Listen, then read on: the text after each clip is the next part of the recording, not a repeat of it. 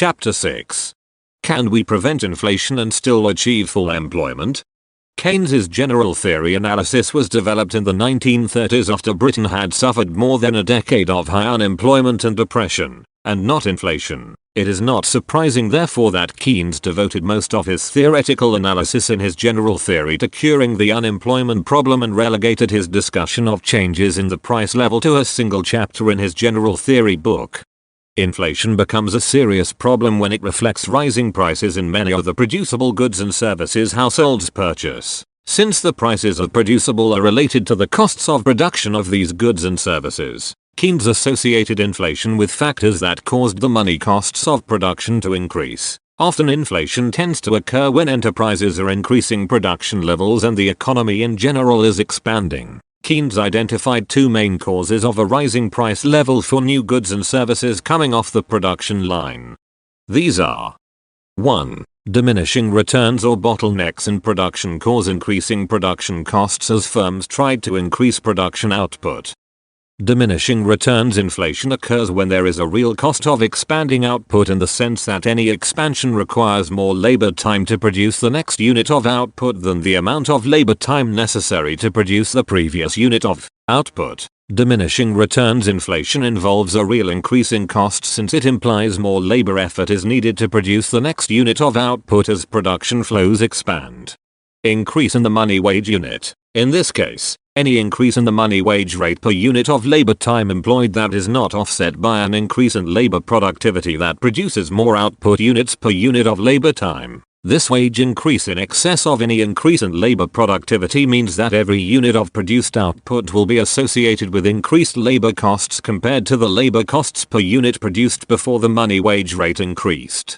Since Keynes had explicitly rejected the classical neutral money axiom in 1933, his theory of inflation cannot be the classical quantitative theory of money where price level changes are directly associated with changes in the quantity of money relative to the level of produced output. Inflation in this classical quantity theory is solely the result of too much money chasing too few goods. Consequently, this classical quantitative theory suggests that the only cure for inflation is for the nation's central bank to limit the rate of growth of the supply of money to equal the rate of growth of produced output so that there is no change in the dollars available to chase the available goods.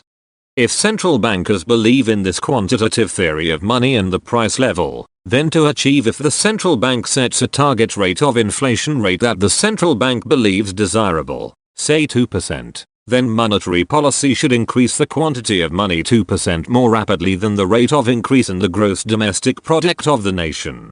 In Keynes's analysis, money is never neutral in either the short run or the long run. Consequently, Keynes's general theory suggests that when the economy is already at full employment, the economy is producing the most goods and services it can. In Keynes's theory, only when the economy is already at full employment and domestic production of goods and services cannot be increased at all. If, at this point, an increase in the money supply that induces an increased spending on domestically produced goods and services occurs, then the result in inflation.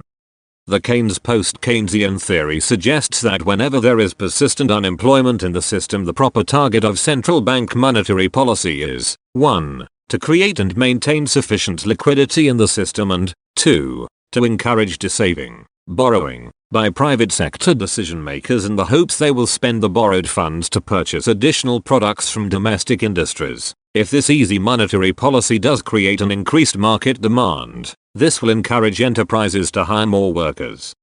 To rely solely on the central bank to stop inflation from occurring will require the central bank to sufficiently constrain borrowing to buy products so that either 1. Enterprise does not produce in the range of diminishing returns, or 2. Market demand for production is held back so there is enough unemployment in the system to remove the bargaining power of workers to demand increases in money wages that exceed any increases in labor productivity in the industry. As early as 1930, Keynes wrote that bank credit is the pavement along which production travels, and the bankers, if they knew their duty, would provide the transport facilities to just the extent that is required in order that the productive powers of the community can be employed at their full capacity. Point 2. As long as the economy is at less than full employment, the central bank pursue an easy monetary policy should be designed to encourage banks to make more loans available to borrowers, who will use these loans to purchase products such as new plant and equipment and newly built housing. This will increase employment until the economy obtains and maintains full employment. In other words, the primary function of a central bank, as controller of the banking system, is to encourage bankers to make credit, liquidity, available as cheaply as possible to those who want to borrow to buy more goods and services in the marketplace and who have sufficient income and/or collateral to service the resulting debt obligations. As long as the economy has significant idle labor resources that could be gainfully employed, monetary policy should facilitate spending to encourage economic expansion and growth. If money is not neutral, then the central bank's function should not be to set a target for the observed rate of price level inflation before full employment is achieved.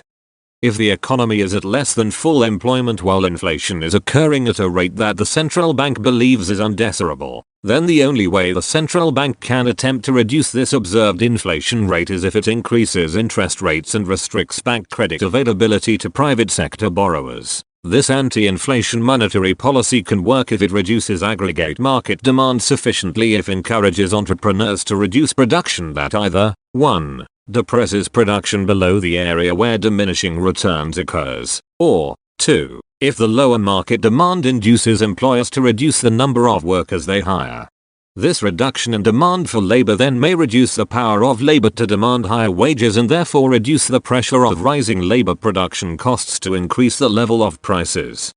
Since production of output takes time, if market demand is increasing, bottlenecks can occur that prevents a rapid increase in production reaching the market for some period of time. Thus, if there is a sudden increase in the market demand for products for immediate delivery, this spot market demand can only be met by sales out of existing inventory, and the size of available inventory can become a bottleneck that prevents delivery to all buyers who want immediate access to the product. There is nothing the central bank can do to stop this type of lack of sufficient inventory to meet immediate spot price inflation. Contracts, prices and inflation. Our earlier discussion of the importance of money and the use of spot and forward contracts provides us with the platform for explaining the cause of inflation in the real world and the policies possible to constrain inflationary tendencies. In all modern money-using economies, all market production and exchange transactions are organized via money contracts in either a spot market or a forward market. Accordingly, at any point of calendar time, there may exist simultaneously two prices for an producible good.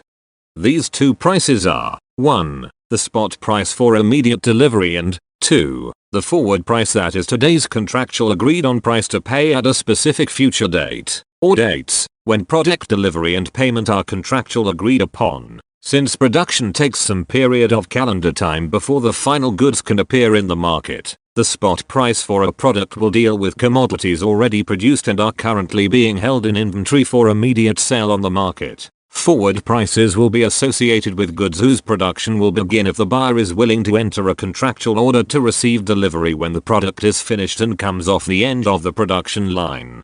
Alfred Marshall, the teacher of Keynes and a famous economist in his own right, noted that spot market prices could be at any level that cleared the market for instant delivery. The spot price is a price where every unit of existing output is willingly held by some person or business firm either to use the product immediately or to hold in inventory for sale in the future, even if the spot price does not cover the costs of production incurred in producing this inventory. On the other hand, the forward or short-run price is the offer price of sellers that buyers must be willing to accept in order to place a forward contractual order.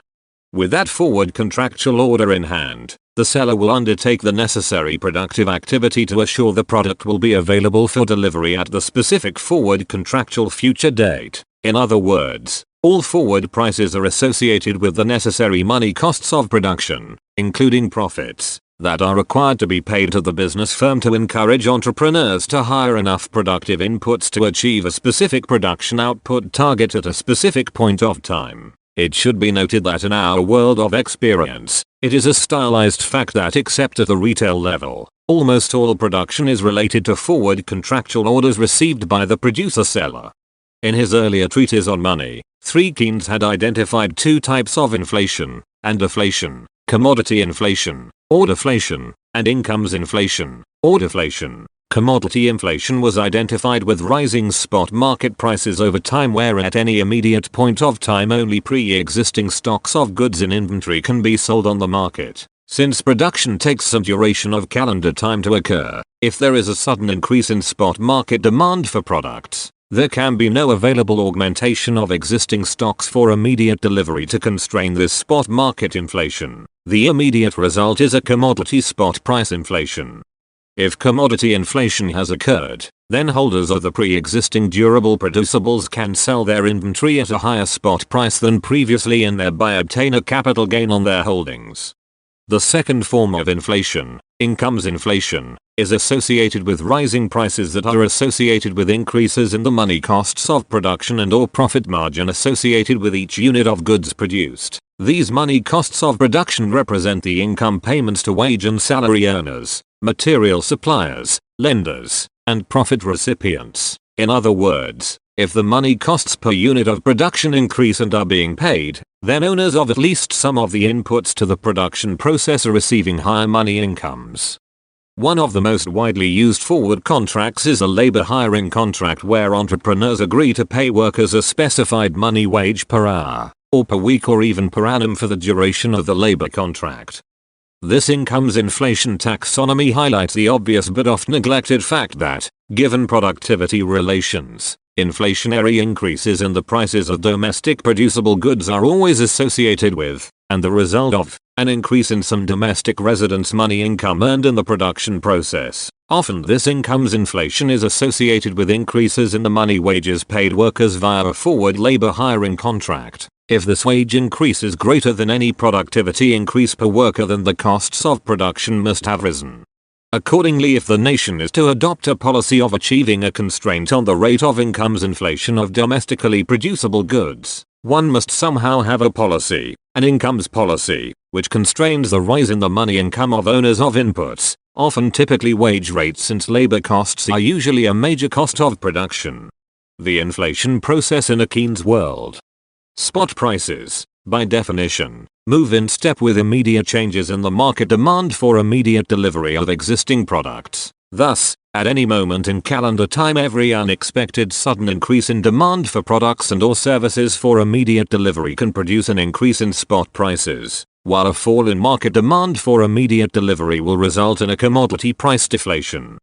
It is, however, the effect on forward, not spot, prices that is most important for explaining a continuing, over calendar time, inflation problem with the prices of goods and services that most households buy, no matter how high spot prices go at any point of calendar time. If forward prices, and therefore costs of production, remain stable, then if buyers are willing to wait the gestation period for the production of additional output, buyers can always order today newly produced goods and services for delivery at a future date at today's forward supply price offering by enterprises. If, despite any hypothetical increase in spot demand, the costs of production and therefore the forward prices remain stable over time, then the spot price inflation can only be a temporary, market period phenomena that will be diminished when additional finished product is available for sale in the spot marketplace. Moreover, to the extent that the spot price of commodities with long gestation periods are the inflation problem, and there is no spillover causing a rise in the money costs of new production, then the policy solution for this spot price inflation is the holding by the government of buffer stocks.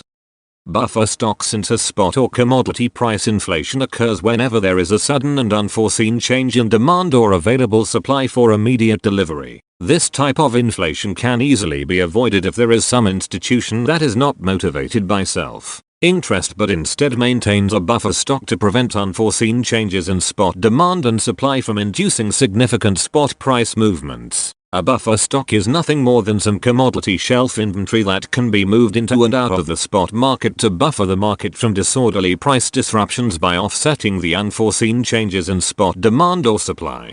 For example, since the oil price shocks of the 1970s, the United States government has developed a strategic petroleum reserve. The government bought crude oil in the market and stored these crude oil inventories in underground salt domes on the coast of the Gulf of Mexico. These strategic petroleum reserves were designed to be held in inventories to provide emergency market oil supplies to buffer the domestic oil spot market if there is a sudden decrease in oil supplies from the politically unstable Middle East that threatens to encourage additional speculative demand for oil on the spot oil commodity market. The strategic use of such a petroleum reserve means that the spot price of oil will not increase as much as it otherwise would if, for example, a political crisis broke out in the Middle East. Spot oil price inflation could be avoided as long as the buffer stock exists to offset any potential threatening immediately available commodity shortage. For example, during the short Desert Storm war against Iraq in 1991, US government officials made strategic petroleum reserves available to the commodity oil market to offset the possibility of disruptions, actual or expected, from affecting the spot price of crude oil. The Department of Energy estimated that this 1991 use of the Strategic Petroleum Reserve as a buffer stock during the brief Desert Storm period prevented the price of gasoline at the pump from rising about 30 cents per gallon. Use of buffer stocks as a public policy solution to spot price inflation or deflation is as old as the biblical story of Joseph and the Pharaoh's dream of 7 fat cows followed by 7 lean cows. Joseph, the economic forecaster of his day, interpreted the Pharaoh's dream as portending 7 good harvests where production would be much above normal and market prices, and therefore farmers' incomes, will be below normal, followed by 7 lean harvests where production would not provide enough food to go around while prices farmers received would be exorbitantly high. Chapter 2.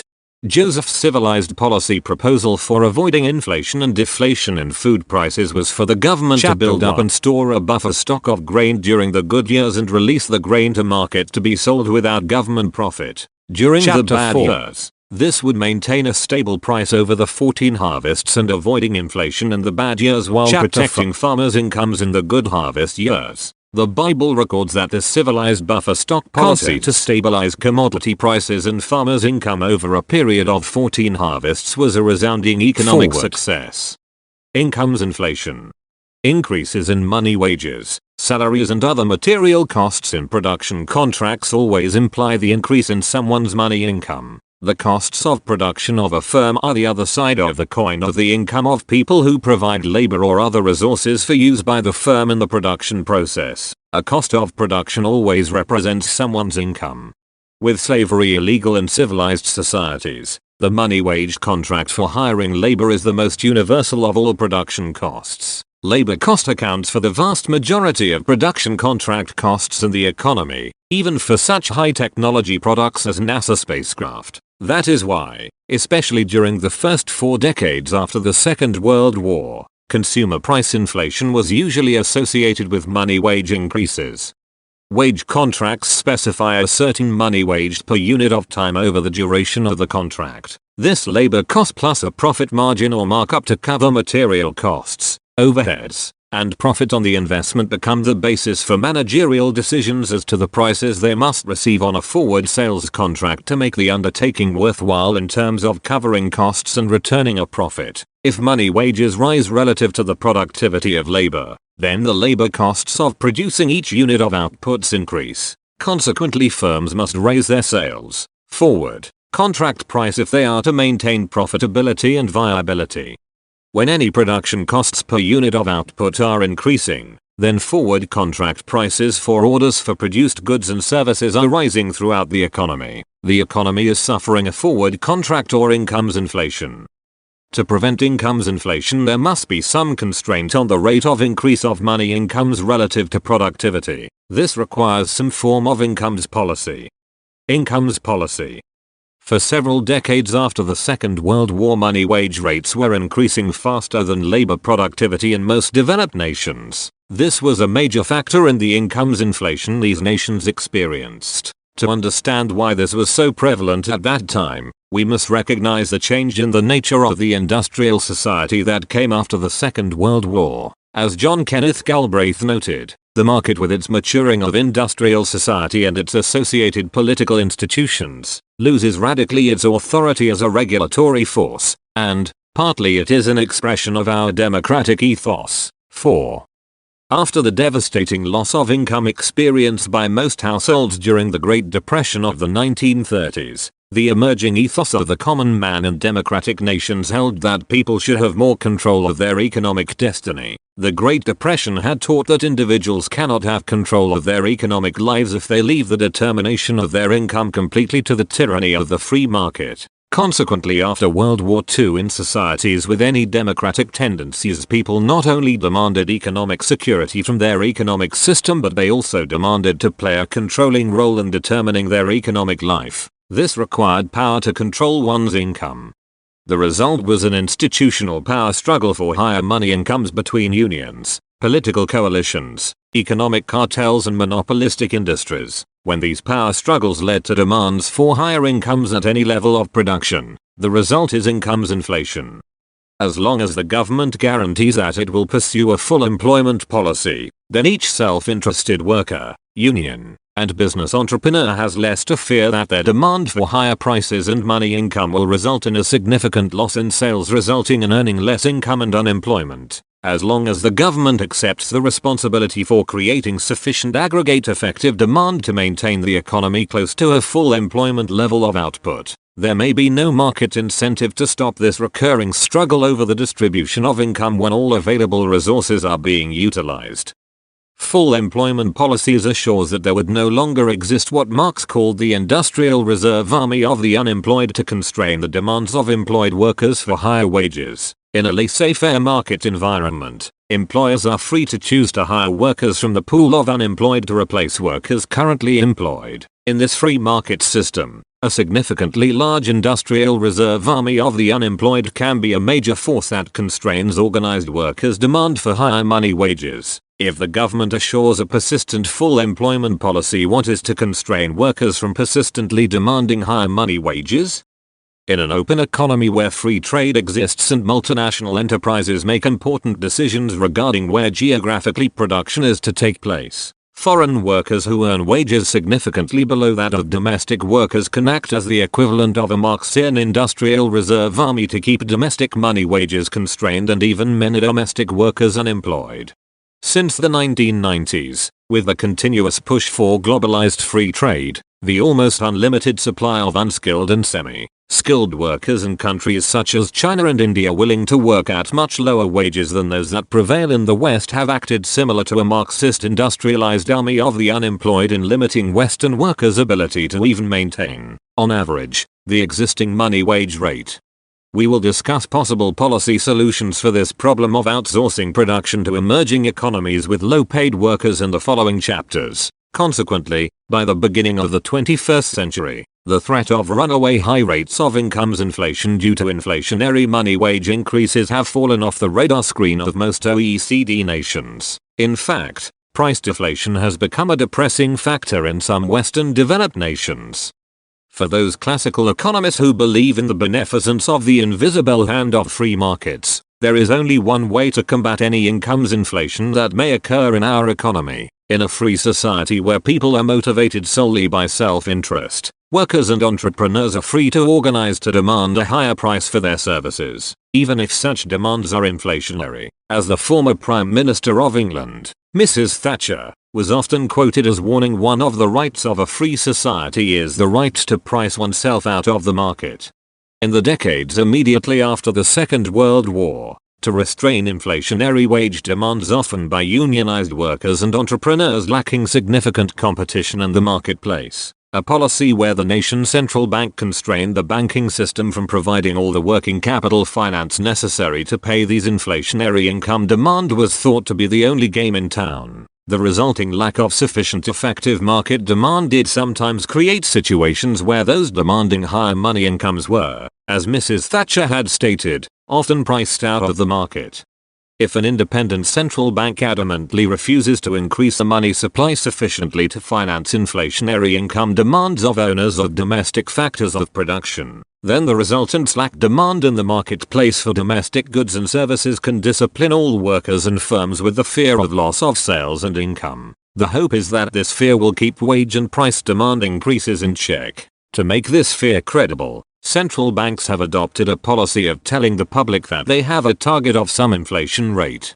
If the observed inflation rate exceeds the central bank's target, then the central bank implies that it will institute a restrictive monetary policy sufficiently tight to reduce market demand so that domestic enterprises feel threatened with loss of profitable market conditions while workers feel threatened. With unemployment nothing closely approaching full employment, prosperity can be tolerated as long as we rely on the central bank's free market incomes policy of threatening workers with unemployment and enterprise with falling profit levels.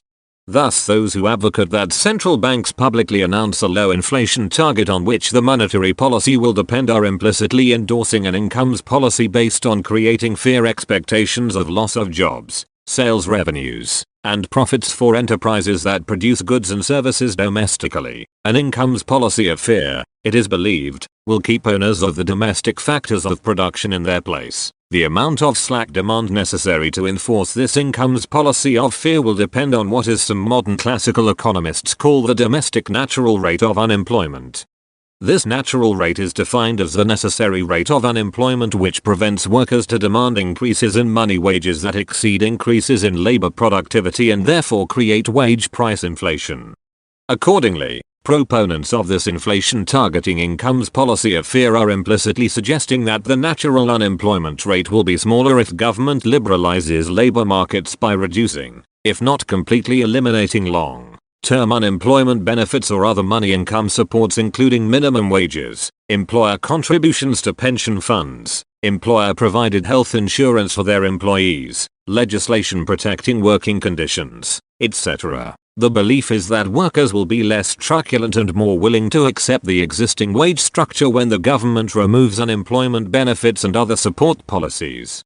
To those who advocate such an incomes policy of fear, a permanent large social safety net is seen as mollycoddling casualties in the war against inflation so that others may think there is little to fear if they join the ranks of the unemployed. A ubiquitous and overwhelming fear instilled in all members of society is a necessary condition for the barbarous inflation targeting program to work at a period of undesirably high rates of inflation. The result is inevitably that the civil society is the first casualty.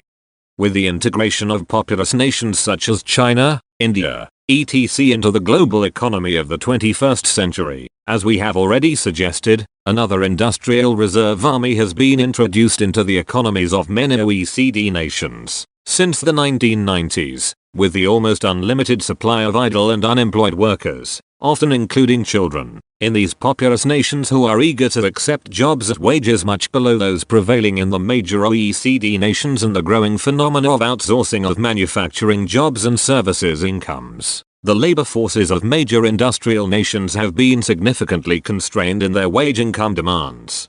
As a result, incomes inflation has been limited to those domestic service occupation and industries and manufacturing industries, for example, national defense, where outsourcing is not a possible alternative and the unemployment rate in the industry is relatively low.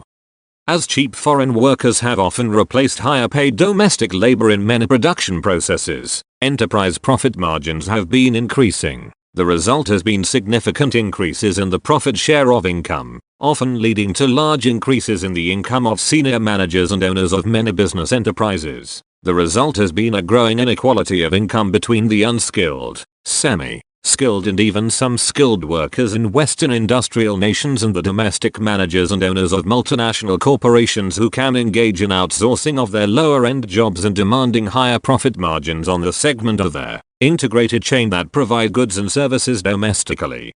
What civilized anti-inflation incomes policy can one develop from Keynes's revolutionary analytic approach? In 1970, Sidney Weintraub, basing his analysis on Keynes's analytical framework 5, developed a clever anti-inflation policy which he called Tipper tax-based incomes policy. 6. Tipper required the use of the corporate income tax structure to penalize the largest domestic firms in the economy if they agreed to wage rate increases in excess of some national productivity improvement standard and or if the firms raised prices to increase profit margins significantly. Thus the tax system would be used to penalize those firms that agreed to inflationary wage demands or profit markups. The hope of Tipper was that if wage increases could be limited to overall productivity increases, then workers and owners of all other inputs to the domestic production process would willingly accept non-inflationary monetary income increases. Increases in real incomes of the owners of the factors of production would then be associated with increases in productivity. There were two conditions that Weintraub believed were necessary if TIP was to be an effective policy that did not rely on fear of loss of income to constrain incomes inflation. These conditions were: TIP was to be a permanent policy institution, and TIP must be a penalty system, not a reward, subsidy, tax system. Once instituted, TIP could never be removed, for otherwise it would become an impotent policy as it reached its termination date. Weintraub indicated that the magnitude of the tax penalties could be altered as conditions warranted, but there must always be the existence of a threat of penalties to ensure compliance.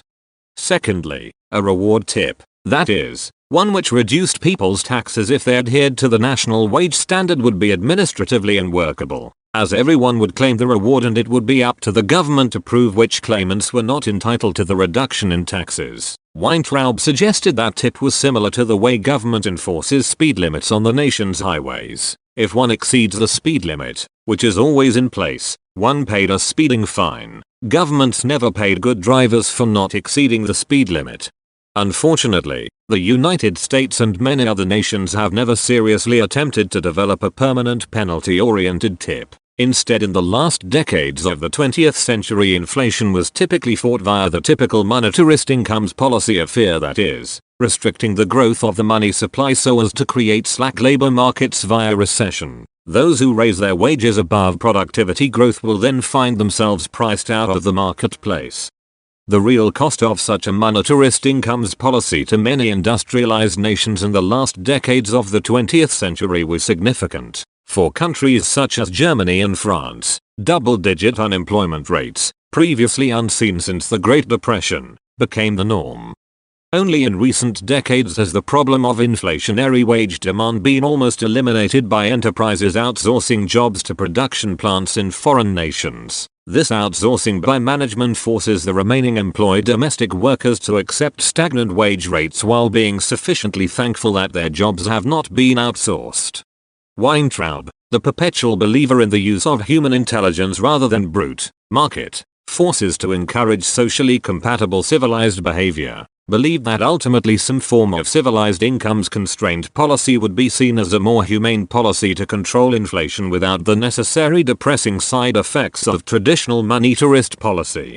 In the following chapters on international trade, a policy will be suggested that permits a developed nation's labor force to be protected from the industrial reserve army of the cheap foreign labor nations and thereby provide the hope for maintaining full employment of the domestic labor force. At that time, when government introduced policies to protect domestic workers from the competition of this foreign industrial reserve army, the nation may simultaneously have to introduce a civilized incomes policy such as TIP to constrain inflationary income demands of domestic owners of the inputs into the domestic production processes as the threat of foreign cheap labor competition is reduced. Words and concepts are important weapons in the fight against inflation. One of the most important functions of government in any anti-inflationary struggle is to educate the public of the major industrialized nations that the income distribution struggle is, in the aggregate, an uncivilized no-win game. Although there may be some relative winners for periods of time, the basic civil instincts of the nation's society will be the ultimate loser. In the absence of a sensible policy about the distribution of income nationally and internationally, the result is not a zero-sum game, but a real loss in total aggregate income nationally and internationally as governments compete via pursuing restrictive monetary and/or austerity fiscal policies to reduce outstanding debt obligations both domestically and, as we will discuss, international debts among nations. Notes: J.M. Keynes, A Monetary Theory of Production, 1933, reprinted in the collected writings of John Maynard Keynes, 13, edited by D. Moggridge, London, Macmillan, 1973. J.M. Keynes, A Treatise on Money, Volume 2, Macmillan, London, 1930, page 220. 3. J.M. Keynes, A Treatise on Money, Volume 1, Macmillan, London, 1930, reprinted as the collected writings of John Maynard Keynes, Volume 5, edited by D. Moggridge, Macmillan, London, 1971, reprint, page 140. 4. J. K. Galbraith, on Post-Keynesian Economics, Journal of Post-Keynesian Economics, 1, pages 8-9. S. Weintraub, An Approach to the Theory of Income Distribution, Chilton, Philadelphia, 1958. S. Weintraub, An Incomes Policy to Stop Inflation, Lloyd's Bank Review, 1971.